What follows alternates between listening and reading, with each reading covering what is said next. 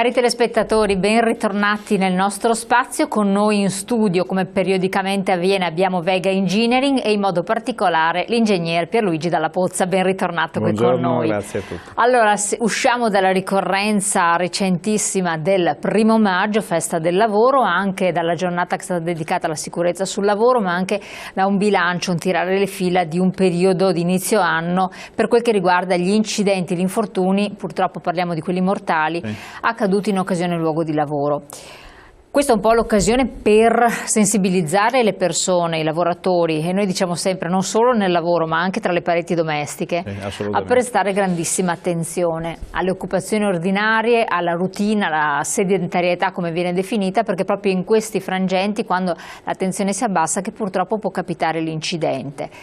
L'imputazione di colpa nel lavoratore, il datore di lavoro, mancanza di presidi idonei, insomma ci sono varie cause, tante sono le osservazioni che voi spesso ci fate, poi sono successive. È importante in fase anteriore fare prevenzione e soprattutto usare le massime cautele possibili. Io ripeto, anche tra le pareti domestiche, perché non è il vostro ambito precipuo, ma una volta ne abbiamo anche parlato, sono numeri da paura, incidenti tra le pareti domestiche. Tanti che ci seguono vi lavorano anche con tanta dedizione. Vediamo un po' di fare questo bilancio, perché giornata del lavoro dovrebbe celebrare il lavoro sicuro, no? Celebrare un momento, diciamo così, di lavoro che c'è e che anche dà sicurezza di vita, se non altro durante il lavoro. Però in realtà ci sono dei dati un po' contrastanti, soprattutto per quando si parla di limiti di età. Vediamo un po' di fare un quadro. Allora, intanto buongiorno a tutti. Diciamo, due sono le ricorrenze importanti, diciamo, sono state negli ultimi giorni. Ovviamente quella della festa dei lavoratori di ieri, e il 28 aprile c'è stata la giornata mondiale per la salute e la sicurezza sul lavoro. Per cui due momenti in cui, diciamo, di riflessione, in cui anche i media e anche le forze politiche hanno dato, diciamo, spazio appunto a questo tipo di a questo argomento, quindi la sicurezza nei luoghi di lavoro. Devo dire che dai dati elaborati da noi, ricavandoli appunto dalla banca dati INAIL, possiamo dire che il primo trimestre 2016 è notevolmente migliore rispetto al primo trimestre, scusate, 2016 è notevolmente migliore rispetto al primo trimestre 2015. In particolare abbiamo un decremento, diciamo, degli infortuni mortali sul lavoro a livello nazionale del meno 8,5%. Quindi buona cosa, tutto sommato. Sì, positiva. Nel Veneto, anzi il Triveneto, invece siamo con una diminuzione del 38,5%, quindi sicuramente un dato importante, un dato che, diciamo, fa ben sperare. Tuttavia parliamo sempre di 16 vittime in Veneto nei primi 3 mesi e parliamo di 130 vittime nei primi 3 mesi a livello nazionale, per cui sono sempre numeri importanti e quindi non possiamo abbassare la guardia dicendo stiamo andando bene. Sì, stiamo andando bene, ma dobbiamo continuare in questa direzione. Ecco. Sì, prego.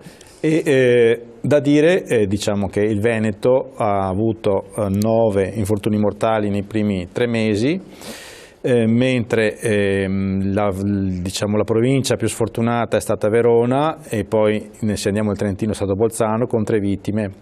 Poi abbiamo Vicenza, Treviso e Udine con 2 vittime, Belluno, Padova e Pordenone e Trento con 1 vittima, quindi il totale essenzialmente ecco le 16 che dicevo prima nel Triveneto. Come se rapportiamo questo numero rispetto... Ecco qua vediamo un po' un grafico, no? Esatto. Ci aiuta. Se rapportiamo questo numero con col numero di occupati nel lavoro, appunto, abbiamo che comunque il Veneto si piazza al 16° posto a livello nazionale come regione. Per cui sì, numeri elevati come numero assoluto, però a livello di, se lo portiamo sempre con il numero di occupati, arriviamo al 16° posto. La regione Quindi più vuol colpita... dire che tutto sommato siamo messi bene? 16esimi. Sì, siamo messi bene, però sappiamo che ognuno è una famiglia che ha perso qualcuno di caro, per cui bene sicuramente nel modo di dire, ecco. Quindi sono sempre numeri che rappresentano vittime. Comunque sicuramente l'andamento è migliore. La regione, diciamo, più sfortunata, anzi con più vittime, è stata la Lombardia, con 15 casi mortali, però rapportata al numero di occupati è al 17° posto, mentre la maglia nera spetta alle Marche, che è il primo posto, diciamo, sempre il Marche ha avuto. Ma è la prima volta che... 9 infortuni mortali. Sono tanti 9 però. 9, sì, per una regione che ha un numero di occupati. In che settore? Allora, i settori possiamo dirlo a livello nazionale. Diciamo che in questi primi 3 mesi abbiamo che il settore più colpito a livello, diciamo, merceologico è il settore manifatturiero. Il secondo è costruzioni, che primeggiava di solito, e quindi diciamo, abbiamo in questo momento preciso dell'anno un sorpasso, ecco, dalla parte del manifatturiero. Però bisogna tenere conto di una cosa, che è presto, le costruzioni lavorano più con i mesi belli, quindi primavera e estate, per cui questo bilancio dovremo rivederlo verso settembre per capire bene se effettivamente le costruzioni stanno migliorando da un punto di vista sicurezza. Perché Bolzano così tanti e anche Verona? C'è stata una ragione dovuta a questo incremento, qualche cosa di particolare oppure no? No, direi che diciamo, è stato un caso, ecco, in questo senso, perché comunque parliamo sempre di numeri bassi, perché siamo ancora all'inizio dell'anno, quindi parliamo di 3 decessi rispetto ai 2 o agli 1, ecco, presenti nelle altre province. Allora, proprio per capire, anche a seguito delle segnalazioni che avete fatto, di queste continue allerta, perché quando ci sono morti sono, come diceva lei, sono famiglie che vengono distrutte, c'è stato da parte delle aziende una maggiore attenzione, perché poi voi organizzate periodicamente, una volta al mese, dei momenti di incontro anche. Ero nel mio terrazzo quando vedo il mio vicino tagliare l'erba senza visiera e guanti di protezione. Qual è il mio dovere in quel caso? Sono tenuto ad avvisarlo o posso fare altro? Perché con il tagliaerbe a filo può finirgli qualcosa negli occhi e sono guai. Questo è dato per esempio di sicurezza nel lavoro domestico. C'è un onere di attenzione? No, se fossimo in un luogo di lavoro e l'osservatore fosse, diciamo, appunto il preposto, e quindi, diciamo, il capo che deve sorvegliare il lavoratore, ovviamente ha l'obbligo di segnalare al referente, al stanziamento aziendale, appunto, di questa mancanza di utilizzo dei dispositivi di protezione individuale. Infatti la visiera, nonché gli occhiali o l'imbrello di protezione sono dispositivi di protezione individuale che sono obbligatori per certe lavorazioni nei luoghi di lavoro. A livello ovviamente domestico non esiste un obbligo di segnalazione da fare agli enti di controllo, se questo non pregiudica magari un danno verso dei terzi. Certo che comunque avvisare la persona magari ingenuamente, in maniera, esatto, ma in modo da fare, diciamo, fare un pensiero su quello che sta facendo, magari sì, se uno utile, anche perché poi se tutti lo facciamo, tutti si cresce, e anche le persone che ricevono l'osservazione magari non la prende come un'osservazione personale, ma come effettivamente un consiglio.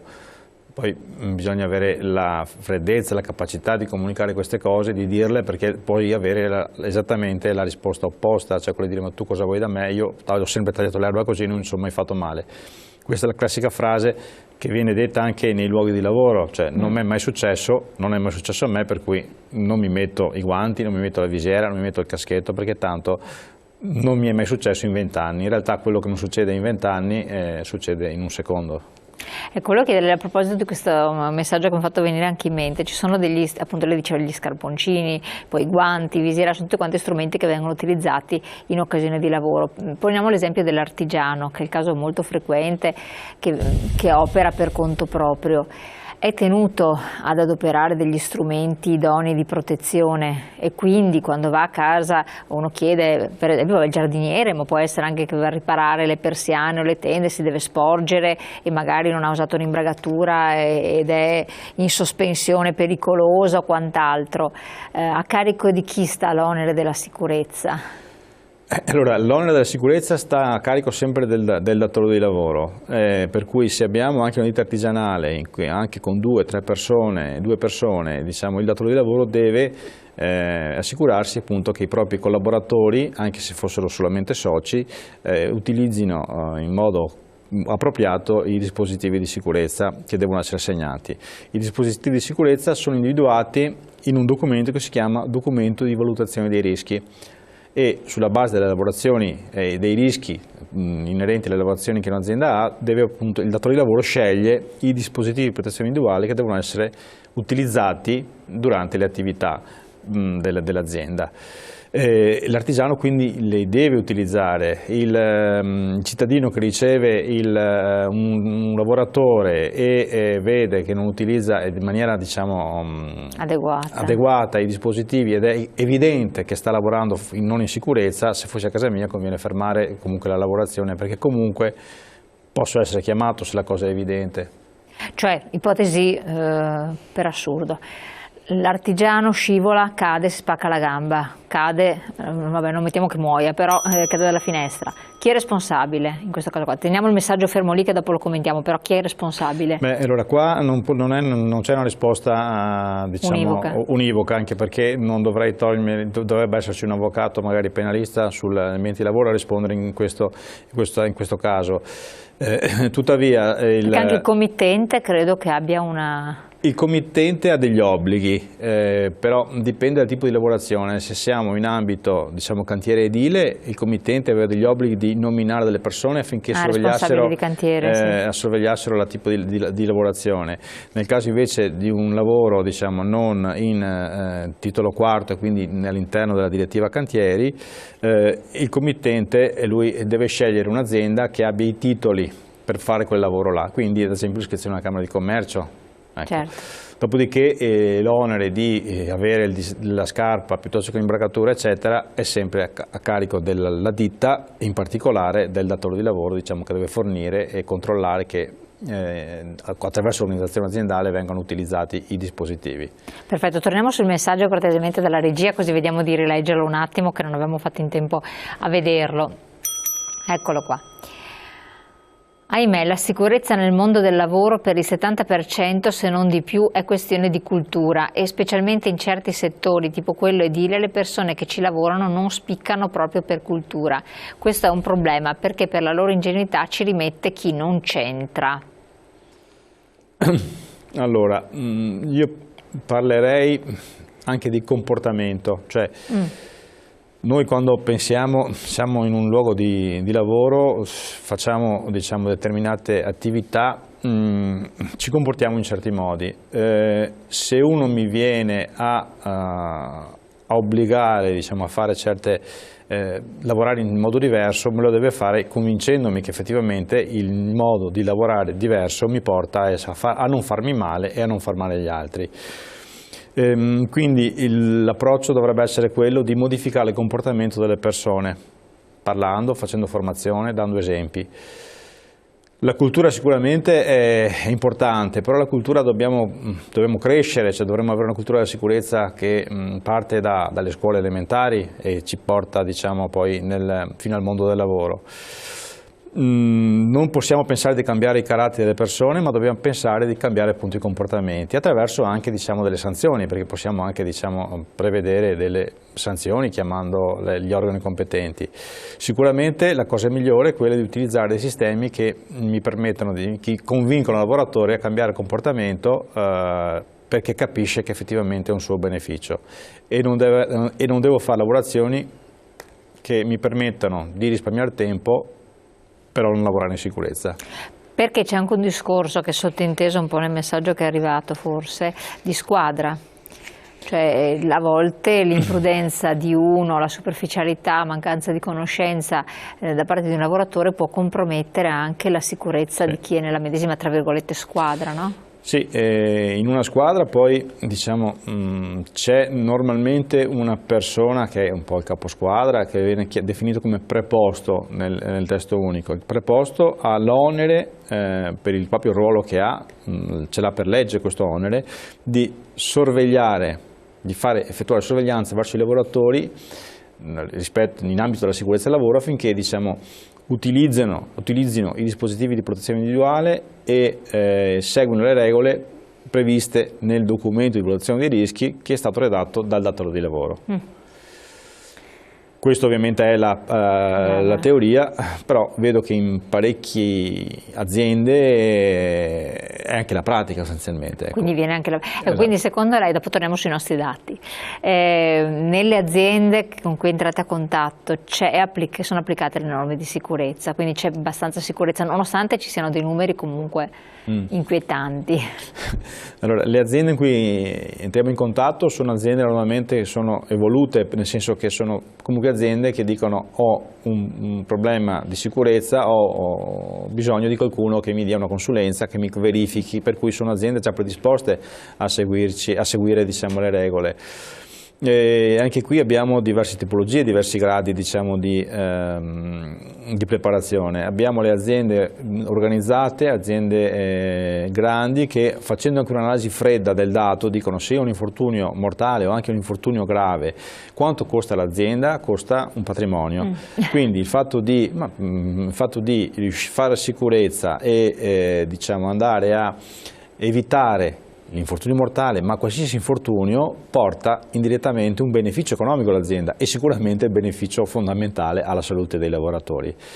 Però dobbiamo essere in aziende già con certe mentalità e con una direzione, con dei dirigenti, una struttura articolata. Mentre il Veneto, che è fatto sostanzialmente, ma tutto il Triveneto è fatto con una grande percentuale di aziende di microaziende, ovviamente l'aspetto organizzativo è più difficile da gestire ed è ovviamente in mano al datore di lavoro o a magari un collaboratore. E qui le cose sono un po' più difficili perché ci sono oneri, diciamo, sia economici sia di impegno, oltre a far funzionare un'azienda che con i tempi che corriamo ovviamente hanno mille difficoltà. Quindi è più difficile anche che tutte le norme vengano seguite nel modo dettagliato? Sicuramente. Voi avete avuto, si riesce a capire dai casi da voi che avete segnalati se sono piccole, medie o grandi realtà aziendali, dove si sono verificati gli incidenti? No, dai dati che abbiamo non so riferire, diciamo, se parliamo del Veneto, i 16 morti sono riferiti ad aziende importanti o ad aziende piccole.